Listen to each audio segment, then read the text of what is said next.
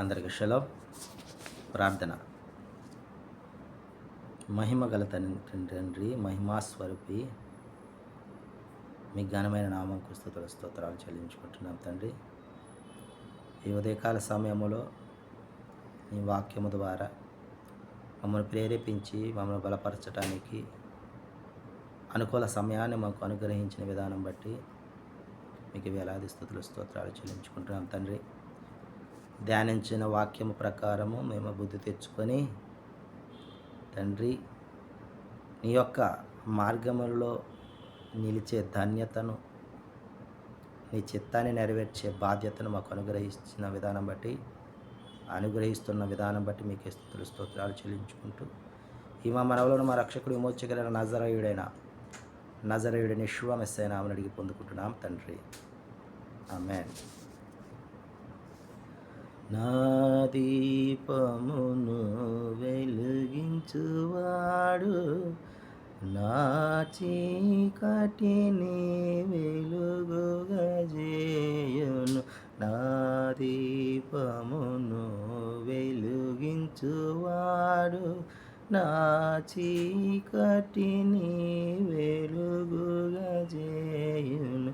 జలరాశుల నుండి బలమైన చేతితో, జలరాశుల నుండి బలమైన చేతితో వెలుపల చేర్చిన బలమైన యేషువా, వెలుపల చేర్చిన బలమైన తండ్రి యెహోవా నా బలమా. యథార్థమైనది నీ మార్గం, పరిపూర్ణమైనది నీ మార్గం యెహోవా. యెహోషువ గ్రంథము 18వ అధ్యాయం మనం ధ్యానించుకుంటున్నాం. ఇజ్రాయేలీయులు షిలోహులో దిగి అక్కడ ప్రత్యక్ష గుడారము ఏర్పాటు చేసినట్లుగా మనం ఈ అధ్యాయాన్ని మనం గమనించగలం. అప్పటి వరకు స్వాస్థ్యము పొందని 7 గోత్రముల వారు ఉన్నారు. వారిని ఉద్దేశించి యెహోషువ వారు ఈ విధంగా మాట్లాడుచూ ఉన్నారు.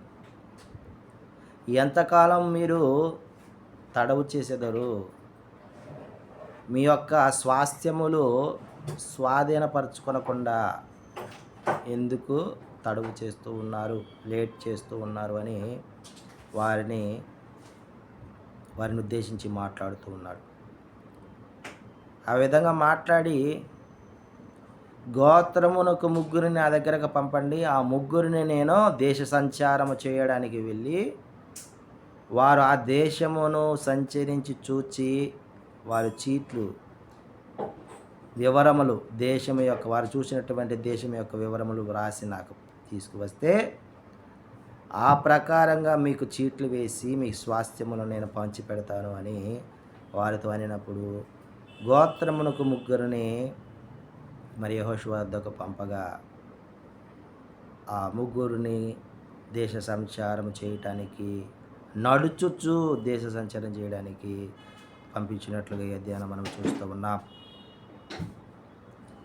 అయితే ఈ అధ్యాయంలో బెన్యామీయులకు స్వాస్థ్యాన్ని పంచినట్లుగా మనం ఈ అధ్యాయంలో గమనించగలం.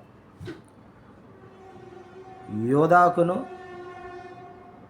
యోసేపు కుమారులు అంటే మనష్షే ఎఫ్రాయిములకి మధ్య ఉన్న మరి ప్రాంతాన్ని బెన్యామీయులు స్వాస్థ్యముగా పొందుకున్నట్లుగా ఈ అధ్యాయంలో మనం చూస్తూ ఉన్నాం.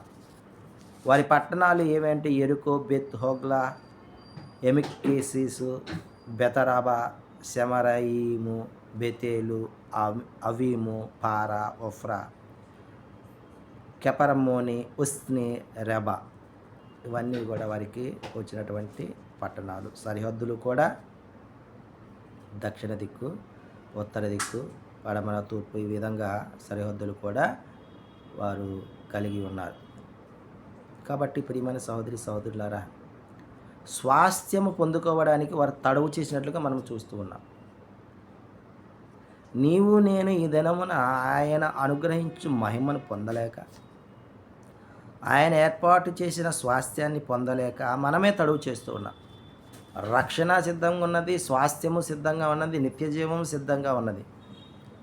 కానీ మనమే ఈలోక శరీరపు ఆశలను కలిగి జీవిస్తూ, ఆయన చిత్తాన్ని ఎరుగక, ఆయన ప్రణాళికను ఎరుగక మనమేం చేస్తున్నామంటే మన సొంత ఆలోచనల చొప్పున, సొంత వివేచన చొప్పున నడుస్తూ,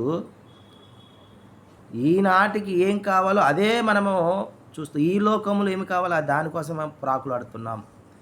ఎలోహిం వారి చిత్తాన్ని నీ ఎడల జరగాల్సిన చిత్తాన్ని నీవు గ్రహించలేకున్నావు. వాళ్ళు తడువు చేశారు, 7 గోత్రాల వారు. నువ్వు తడువు చేస్తున్నావు, నేను తడువు చేస్తున్నా. కాబట్టి ఆ తడువు చేయక నీవు ఎలోహిం వారికి మనస్సును, నీ జీవితాన్ని అర్పించిన ఎడల ఆయన నీ జీవితములను మనోహరముగా, రమ్యములుగా మరి చేయగలడని విశ్వసిస్తూ ఈ కొన్ని మాటలు మన మీదికిల్లో ఎలోహిం వారు ఫలింపచేయునుగాక. ఆమేన్.